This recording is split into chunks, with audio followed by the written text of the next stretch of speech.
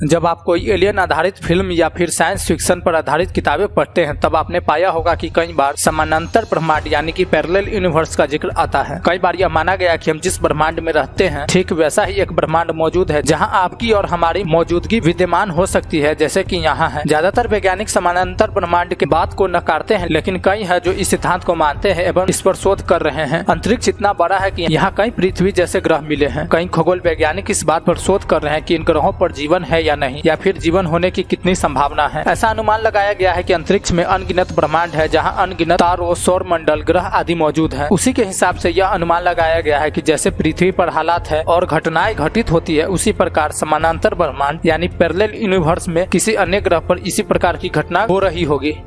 Parallel universe की theory हमें यह कहता है कि ब्रह्मांड एक नहीं है बल्कि अंतरिक्ष में बहुत सारे ब्रह्मांड हैं। इस कारण हमें ऐसी जगह पर रहते हैं जहां पर बहुत सारे ब्रह्मांड हैं और हमारा ब्रह्मांड भी उसका एक हिस्सा है। जो सिद्धांत मैं आपके सामने पेश करने जा रहा हूं उन्हें समझने में आपको थोड़ी दिक्कत हो सकती है, इसलिए इस वीडियो को पूरी एकाग्रता के साथ देखें। यह वीडियो देखने के बाद आपको समझ में आएगा कि आखिरकार पैरेलल यूनिवर्स क्या है। समानांतर ब्रह्मांड यानी पैरेलल यूनिवर्स की बात करने से पहले हम यह समझ लेते हैं कि इस दुनिया में सब कुछ जुड़ा हुआ कैसे है। इस ब्रह्मांड की शुरुआत के समय सिर्फ अंधेरा था। उस समय एक भी पार्टिकल नहीं था और ब्रह्मांड के शुरुआत के पहले समय भी नहीं था। पहले कुछ भी नहीं था, फिर एक बिंदु से बहुत बड़ा धमाका हुआ और हमारा ब्रह्मांड बन गया। और उसी धमाके के चलते आज भी हमारा ब्रह्मांड बड़ी तेजी से फैल रहा है, जिसे हम फैलता हुआ ब्रह्मांड कहते हैं। जब यह ब्रह्मांड नया था तब कुछ ही एटम्स बने थे। सोचिए कि आप उस समय एक गेंद को बल के साथ फेंकते हैं और मान लीजिए कि उस समय कुछ ही एटम्स बने थे जो कि बस एक गेंद को बना सकते हैं और कुछ भी नहीं था। तो आप उस गेंद को बलपूर्वक फेंकते हो तो गणितीय कैलकुलेशन से यह पता कर सकते हो कि वो गेंद किस समय कहाँ जाएगी। मतलब आप उसकी भविष्यवाणी कर सकते हो क्योंकि कोई और पार्टिकल तो है ही नहीं। यह करना तब आसान था जब कुछ ही एटम्स बने थे, पर मान लीजिए कि आज के समय जितने भी अरबों खरबों एटम्स है उन सबकी पोजीशन आपको पता चल जाए तो आप क्या क्या कर सकते हो। आप इस ब्रह्मांड की हर एक चीज की एकदम सटीक भविष्यवाणी कर सकते हो क्योंकि आपके पास सारे एटम्स की पोजीशन की सूचना है और इससे आप पूरे ब्रह्मांड की एकदम सटीक भविष्यवाणी भी कर सकते हो और इसके भूतकाल को भी जान सकते हैं क्योंकि सब कुछ एक दूसरे के साथ जुड़ा हुआ है।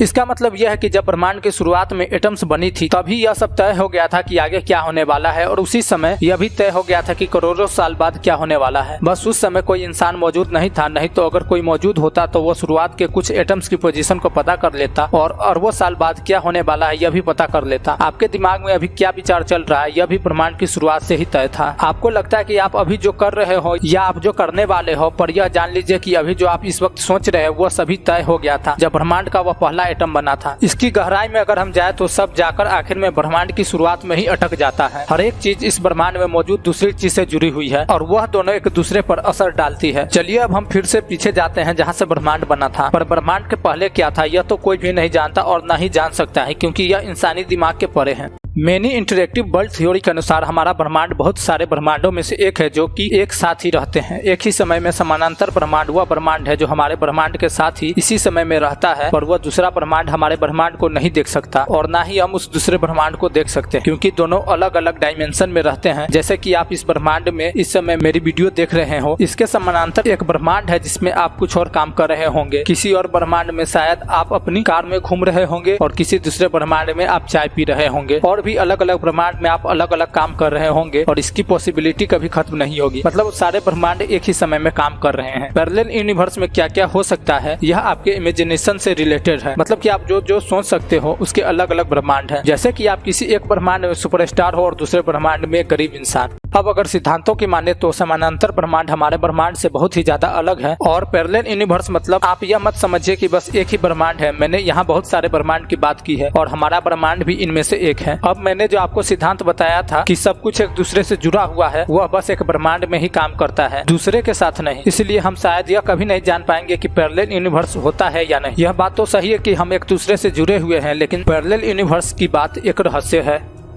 जब 13.7 अरब साल पहले बिग बैंग घटना घटित हुई, ठीक उसी समय से प्रकाश का प्रवाहन शुरू हुआ। अतः 13.7 अरब प्रकाश वर्ष के बाद क्या है इसके बारे में कोई नहीं जानता। अंतरिक्ष के जिस भाग के बारे में कोई जानकारी नहीं है उसको हबल वॉल्यूम कहा गया है और इस भाग पर शोध चालू है। ऐसा माना जाता है कि सारे ब्रह्मांड एक दूसरे से जुड़े हुए हैं, तो कुछ टूट कर नए ब्रह्मांड बन गए या फिर कभी दो ब्रह्मांड के टकराव से एक नया ब्रह्मांड बन गया। इसी आधार पर हो सकता है कि कहीं दूसरे ब्रह्मांड में किसी दूसरे ग्रह पर पृथ्वी के समान घटना घटित हो रही हो। दिवंगत भौतिक वैज्ञानिक स्टीफन हॉकिंग ने पैरेलल यूनिवर्स के बात को स्वीकारा था। मृत्यु से पहले जो उनका रिसर्च पेपर प्रकाशित हुआ था वह इसी विषय पर था। इसके बारे में उन्होंने कहा था कि हम इस अंतरिक्ष में इस अनोखे ब्रह्मांड के अंतर्गत अकेले नहीं हैं। आगे चलकर इस बात की पुष्टि हो जाएगी कि हमारे समान कई ब्रह्मांड विराजमान हैं। आज के आधुनिक ब्रह्मांड विज्ञान की नींव डाली महान वैज्ञानिक अल्बर्ट आइंस्टाइन ने और उनका भरपूर साथ दिया max Planck, Schrodinger, Paul Dirac आदि वैज्ञानिकों ने। आइंस्टाइन के सापेक्षता के सिद्धांत यानी कि थ्योरी ऑफ रिलेटिविटी ने आधुनिक विज्ञान को अध्यात्म से जोड़ने में सबसे महत्वपूर्ण भूमिका निभाई। जिस समय आइंस्टाइन ने दुनिया को सापेक्षता के सिद्धांत के बारे में बताया, तत्कालीन वैज्ञानिकों को ये स्वीकार करने में कठिनाई महसूस हुई कि ये दुनिया ब्रह्मांड सिर्फ न्यूटन के बताए गए सिद्धांतों पर ही नहीं चलती। आइंस्टाइन ने अपने सापेक्षता के सिद्धांत में बताया कि समय और स्थान यानी टाइम एंड स्पेस एक दूसरे से अलग नहीं है। जैसे जैसे समय बीतता गया, आइंस्टाइन के सिद्धांतों के प्रयोगों द्वारा पुष्टि होती गई। वर्तमान समय में जेनेवा में लॉर्ज हेड्रॉन कोलाइडर मशीन पर होने वाले नित्य नए प्रयोगों के परिणाम विस्मयकारी आंकड़े प्रस्तुत कर रहे हैं। लेकिन वैज्ञानिकों के लिए जो सबसे ज्यादा चकित करने वाली बात है वो यह है कि आंकड़े वैज्ञानिकों को जिन निष्कर्षों पर पहुंचा रहे हैं वो आज से हजारों वर्ष पहले लिखे गए हिंदू धर्म ग्रंथों में बहुत विस्तार से समझाया गया है। इस वीडियो में आपको ऐसी घटना के बारे में बताने जा रहा हूँ जिसमें ब्रह्मांड के समय और स्थान के परस्पर संबंधों की व्याख्या की गई है।